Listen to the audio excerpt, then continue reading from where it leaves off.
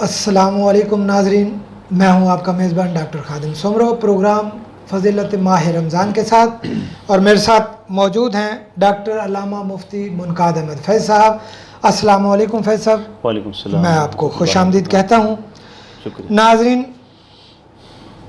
سابقہ پروگرام آپ نے دیکھے، آج 24 رمضان المبارک۔ مفتی صاحب، میرا پہلا سوال آپ سے نماز تہجد کی فضیلت کے بارے میں بتائیے۔ بسم اللہ الرحمن الرحیم۔ 24 رمضان المبارک کے حوالے سے آپ نے نماز تہجد کے بارے میں پوچھا ہے۔ ہم سب مومنین، مومنات، مسلمین، مسلمات پر 5 وقت کی نماز فرض ہے، اور رسول اللہ صلی اللہ علیہ وسلم پر یہ چھٹی تہجد بھی فرض تھی۔ یہ آپ کے علم میں یہ بھی بتا دوں، یہ بھی فرض تھی، تہجد فرض تھی، آپ پر فرض تھی، نبی علیہ السلام پر۔ تو تہجد کے بارے میں امام بخاری صحیح بخاری میں اس حدیث کو لکھا ہے، جلد 4 صفحہ 421، حدیث نمبر ہے 1145۔ راوی ہیں حضرت ابو ہریرہ رضی اللہ تعالیٰ عنہ کہ رسول اللہ صلی اللہ علیہ وسلم نے ارشاد فرمایا، ینزل ربنا کل لیلۃ الی السماء الدنیا حین یبقى ثلث اللیل آخر، کہ اللہ تبارک و تعالیٰ جب رات کا آخری پہر آتا ہے، رات کا آخری پہر آتا ہے، تو اللہ تبارک و تعالیٰ آسمان دنیا میں تشریف لے آتے ہیں۔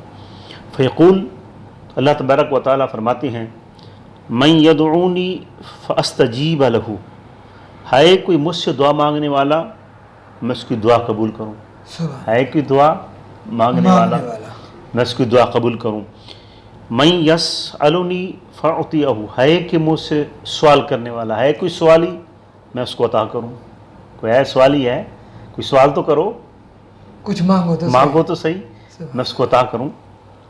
ومن یستغفرنی، ہے کہ مجھ سے بخشش مانگنے والا، ہے کوئی بخشش کا طلبگار کہ میں اسے بخش دوں، فاغفر لہ، میں اس کو بخش دوں۔ ہے کوئی، اب دیکھیں، اب 3 جو ہے یہ بہت بڑے ارشاد ربانی ہیں۔ پہلا، ہے کوئی دعا مانگنے والا میں دعا قبول کروں۔ دوسرا، ہے کوئی سوالی میں عطا کروں۔ تیسرا، ہے کوئی بخشش مانگنے والا میں اسے بخش دوں، ہے کوئی مغفرت طلب کرنے والا میں اسے بخش دوں۔ یہ دیکھیں، اللہ تبارک و تعالیٰ آسمانی دنیا پہ تشریف لے آتے ہیں۔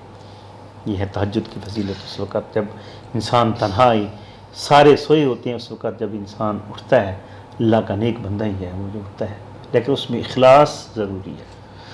بے شک اخلاص بات پھر وہی کہ کی ہے کسی بھی کام کے لیے، اس کی کامیابی کے لیے۔ اچھا، یہ تہجد کی نماز کیا اس کے لیے سونا لازمی ہے؟ نہیں، یہ کوئی ایسی بات نہیں، یہ بناوٹی باتیں ہیں۔ اچھا، اس کا اپنا ایک ٹائم ہے، مطلب یہ کہ جو ٹائم ہے ہر گرمی اور سردیوں میں جس کا ٹائمنگ ہے، وہ جاگ رہا ہوتا ہے، بندہ جا رہا ہے، نماز شاہ پڑھ لیا، راستے میں ہے، سفر میں ہے، کوئی بندہ کام میں اپنے مصروف ہوتا ہے، وہ اپنے ٹائم پہ تہجد پڑھ لے، جس کا تہجد کا، یعنی سونا لازمی نہیں ہے۔ سونا لازمی نہیں ہے۔ ڈاکٹر صاحب بہت اچھی بات کہی آپ نے۔ اب اس کی مجھے اپنے سونے سے اب میں آپ کو بہترین ایک بات مجھے یاد آ گئی ہے، میں آپ کو چلیں اس کا مطلب ہی حل کر دیتے ہیں۔ ہم اس سے مطلب اپنا حل کرتے ہیں کہ جس کو ہر مکتبہ فکر اور ہر سلسلہ اولیاء، چشتیہ، قادریہ، سہروردیہ، نقشبندیہ، اویسیہ سب مانتی ہیں، حضور حضرت شیخ عبد القادر جیلانی رحمۃ اللہ علیہ کو، کہ جو قیامت تک جتنے بھی ولی آئیں گے، جس سلسلے بھی ہیں، ہر ولی کی گردن پہ ان کا قدم مبارک ہے، یعنی فضیلت کی بات ہے۔ اب اندازہ کریں، اب آپ کو اس بات سے پتہ چل جائے گا کہ سونا چاہیے کیا، سو کے پھر نوافل تہجد کے پڑھنے چاہیے۔ مشہور یہ فرمان، مشہور قول، مشہور بات ہے، متعدد جو ہے مکتبہ فکر نے اس بات کو روایت کیا ہے کہ حضور شیخ عبد القادر جیلانی رحمۃ اللہ کی جو تہجد کی تو بات علیحدہ ہے کہ 40 سال ان کی عبادت عشاء کے وضو سے صبح کی نماز پڑھی ہے۔ 40 سال کی عبادت کس طرح ہے؟ عشاء کا وضو کیا اور صبح کی نماز پڑھی۔ مجھے بتائیں کہ انہوں نے تہجد نہیں پڑھی ہوگی؟ اس بات کا مسئلہ آپ سوال کر کے دیا ہے. سب سے بڑی بات یہ تہجد پڑھی یا نہ پڑھی، میں اس طرف اگر نہ بھی جاؤں تو یہ ثابت ہوا کہ وہ سوئے نہیں تھے 40 سال. 40 سال. اگر وہ اونگ آتی، نیند ہوتی تو وضو جو ولیوں کے اتنے بڑے سردار ہیں ان سے تہجد کی ہوئے نہیں چھوٹی. یہ بس بناوٹی باتیں ہیں. ٹھیک ہے ڈاکٹر صاحب، توبہ مانگنے کے لیے اللہ سے، جیسے پہلے آپ کہہ چکے کہ اللہ کوئی ہے مجھ سے مانگنے والا، تو اس لیے توبہ و استغفار کی کثرت کرنی چاہیے. دیکھیں جی، ہمیں تو 24 آور توبہ استغفار کرنا چاہیے. ہمیں کیا پتہ ہم جنتی ہیں تو اس کی ہمارے ساتھ کیا ہوگا، ہمیں نہیں پتہ. جی جی. اب آپ کو میں صحیح بخاری کی صحیح حدیث مبارکہ جلد 21 صفحہ 85 حدیث نمبر ہے 6307. اب خود ادا کریں کہ توبہ استغفار کس طرح کرنا چاہیے. راوی حضرت ابو ہریرہ رضی اللہ تعالیٰ عنہ اور فرماتے ہیں کہ رسول اللہ صلی اللہ علیہ وسلم نے ارشاد فرمایا، واللہ بخدا، مجھے خدا کی قسم. اب نبی علیہ السلام فرما رہے ہیں واللہ خدا کی قسم، انی لاستغفر اللہ واتوب الیہ فی اليوم اکثر من 70 مرہ، کہ میں اپنے رب العالمین سے 70 مرتبہ سے بھی زیادہ، رسول اللہ علیہ وسلم خود فرما رہے ہیں میں جو خدا کی قسم، میں آپ بذات خود، رسول اللہ فرماتے ہیں میں آپ خود بذات خود 70 مرتبہ سے زیادہ میں استغفار اور توبہ کرتا ہوں رب العالمین کی بارگاہ میں. مدادا کر رسول کی ذات اقدس جنہوں نے سب کو چھڑوانا ہے، جو سب کے شفیع ہیں، اب وہ جو ہے 70 مرتبہ سے بھی زیادہ توبہ استغفار کریں، اور ہم کیا ہیں، یعنی ہم کس بھول میں پڑے ہیں. انتہائی کثرت کرنی چاہیے توبہ، انتہائی کثرت کرنی چاہیے. ڈاکٹر صاحب، آج کے دور میں جب ہم کہتے ہیں جی ہمیں فلاں بیماری ہو گئی، فلاں بیماری ہو گئی، کچھ بہانے بھی بناتے ہیں، صرف اور صرف اپنے غصے کو کنٹرول نہیں کر سکتے. بالکل. تو اگر غصے کو پی جائیں تو اس کا کتنا اجر ہے؟ یہی تو مسئلہ ہے، غصے کو پی جانا. اور اس میں متعدد حدیثیں نبی نے فرمایا، بہادری یہ نہیں ہے کسی کو پچھاڑ کے آپ نیچے پھینک دیں. بہادری یہ ہے کہ اب آپ قادر بھی ہیں، قدرت بھی رکھتے ہیں، کسی کو مارنے پہ دشمن سامنے ہے، قادر بھی ہیں، غصہ پی جائیں، یہی بہادری ہے. سبحان اللہ. مشہور حدیث ہے. تو اس کا اجر کے بارے میں رسول اللہ صلی اللہ علیہ وسلم نے فرمایا، من کاظم غیظا وهو قادر علی ان ينفذه، کہ وہ غصے کو پی جانے کی قدرت بھی رکھتا ہے، طاقت بھی رکھتا ہے، تو غصے کو پی جاتا ہے. دعاہ اللہ عز وجل علی رؤوس الخلائق یوم القیامہ، قیامت کا منظر ہوگا، تمام مخلوق کے سامنے اللہ تبارک و تعالی جو ہے، اب دیکھیں اس کے ساتھ کیا ہے، بلائے گا، آؤ، غصے کو پی جانے والے کو بلائے گا، آؤ. حتیٰ یخیرہ اللہ عز وجل من الحور ما شاء، جس حور سے بھی چاہو شادی کر لو. صرف غصے کو پی جانے کا یہ اجر ہے. بخشش ہو گئی. بے شک. جنتی ہوا تو حور ملی، جنتی ہوا تو حور ملی. یہ سیاسی تک کسی حدیث ہے. امام ابو داؤد نے سنن ابی داؤد میں جلد 14 صفحہ 27 حدیث نمبر ہے 4779. ڈاکٹر صاحب، سب سے بہترین اخلاق تو آپ صلی اللہ علیہ وآلہ وسلم. میرا سوال ہے، اولین اور آخرین کا بہترین اخلاق کیا ہے؟ یہ جی راوی ہیں مولا علی. سبحان اللہ. مولا علی، من کنت مولا فاز علی مولا، میں جس کا مولا علی بھی اس کا مولا. اب مولا علی علیہ السلام، انا مدینۃ العلم علی بابها، انا دار الحکمت علی بابها. سبحان اللہ. اب مولا علی علیہ السلام سے روایت ہے، فرماتے ہیں قال علی رسول اللہ صلی اللہ علیہ وسلم، مجھے رسول اللہ صلی اللہ علیہ وآلہ وسلم نے فرمایا، مجھے فرمایا، کیونکہ وہ علم کا شہر ہے، میں دروازہ ہوں، مجھے فرمایا رسول اللہ صلی اللہ علیہ وسلم نے، الا ادلک علی خیر اخلاق الاولین والآخرین، اے علی کیا تجھے میں اولین اور آخرین کا اخلاق نہ بتا دوں؟ سبحان اللہ. اولین اور آخرین کا اخلاق جو ہے بہترین اخلاق ہے وہ نہ بتا دوں؟ قال مولا علی کہتے ہیں قل تو بھلا یا رسول اللہ صلی اللہ علیہ وسلم، ہاں یا رسول اللہ مجھے بتلائیے کہ اولین اور آخرین کا بہترین اخلاق کیا ہے، یا رسول اللہ مجھے بتائیے۔ قال رسول اللہ صلی اللہ علیہ وسلم نے ارشاد فرمایا علی تعطی من حرمک، جو تجھے محروم رکھے اس کو عطا کر۔ سبحان اللہ۔ اولین اور آخرین کا بہترین اخلاق کیا ہے؟ تعطی من حرمک، جو تجھے محروم رکھے اس کو دے۔ بڑی بات ہے، بہت بڑی بات ہے ڈاکٹر صاحب، بہت بڑی بات ہے، اس پہ بہت ایک سوال نشان ہے کہ جو تجھے محروم رکھے اس کو دے دے۔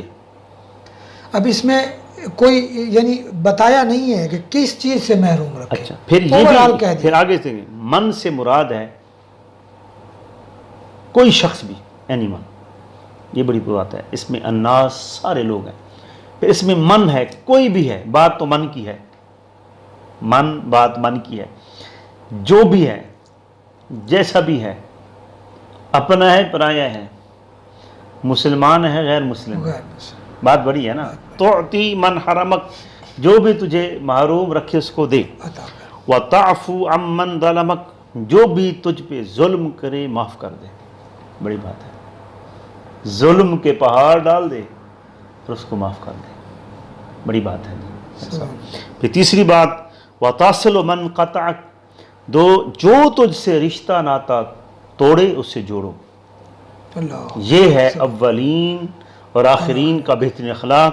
تین باتیں ہیں، جو یہ تین باتیں کر لیتا ہے میرا ایمان ہے، رسول اللہ صلی اللہ علیہ وسلم کا فرمان ہے، اور یہ وسلم کے فرمان کے مطابق میں حلفاً کہتا ہوں وہ اللہ کا ولی ہے۔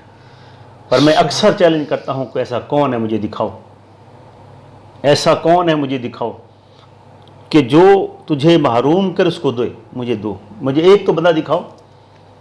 اس کائنات میں کون ہے، کون کر سکتا ہے؟ بہت بڑی بات ہے۔ صحیح بات ہے۔ اور جو ہے ظلم کے پہاڑ ڈال دے معاف کر دو، ظلم کے پہاڑ ڈال دے معاف کر دو، دکھاؤ بندہ کون ہے مجھے تو دکھاؤ، ظلم کے پہاڑ ڈال دے اور وہ معاف کر دیں۔ وہ بندہ، وہ اشرف المخلوق، وہ سید المرسلین، امام الانبیاء کی ذات اقدس ہے۔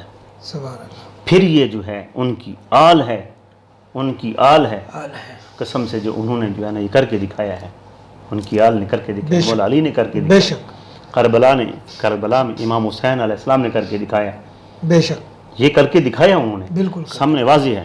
اور جو رشتہ ناتا توڑے اس سے جوڑو، جوڑو۔ یہ بہت بڑی بات ہے ڈاکٹر صاحب، یہ بہت بڑی بات ہے۔ یہ ہے اولین اور آخرین کا بہترین اخلاق۔